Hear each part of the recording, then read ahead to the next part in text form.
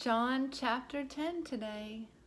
You are going to receive so much amazing revelation from John chapter 10. I'm excited for you and for me. I'll tell you, I have been just amazed and completely thrilled just doing these videos. I'm just so thankful. If no one else gets anything out of it, I am certainly enjoying it. And I am so thankful for you, and I'm believing that you are also really enjoying this. God is so good to us.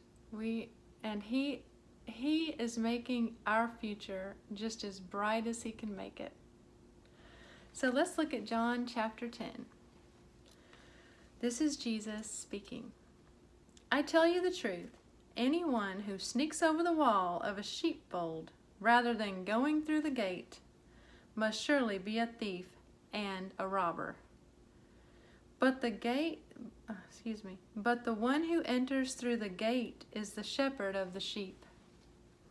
The gatekeeper opens the gate for him, and the sheep recognize his voice and come to him. He calls his own sheep by name. Insert lots of comments there, but I won't. He calls his own sheep by name and leads them out. After he has gathered his own flock, he walks ahead of them, and they follow him because they know his voice. They won't follow a stranger. They will run from him because they don't know his voice. Those who heard Jesus use this illustration didn't understand what he meant. So he explained it to them. I tell you the truth, I am the gate for the sheep. All who came before me were thieves and robbers.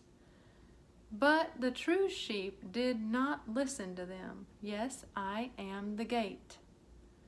Those who come in through me will be saved. They will come and go freely and will find good pastures. The thief's purpose is to steal and kill and destroy.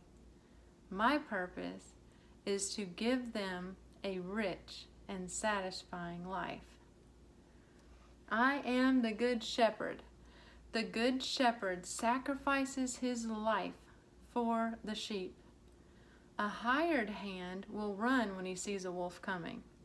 He will abandon the sheep because they don't belong to him and he isn't their shepherd, and so the wolf attacks them and scatters the flock.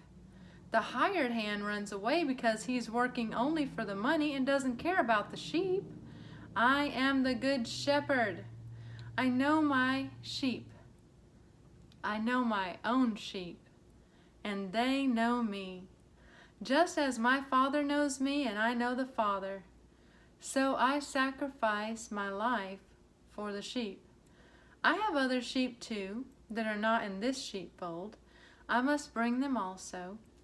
They will listen to my voice, and they will be one flock, and there will be one flock with one shepherd. The Father loves me because I sacrifice my life so I may take it back again. No one can take my life from me.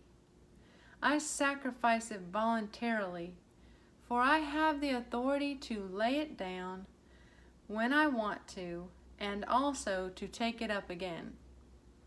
For this is what my Father has commanded.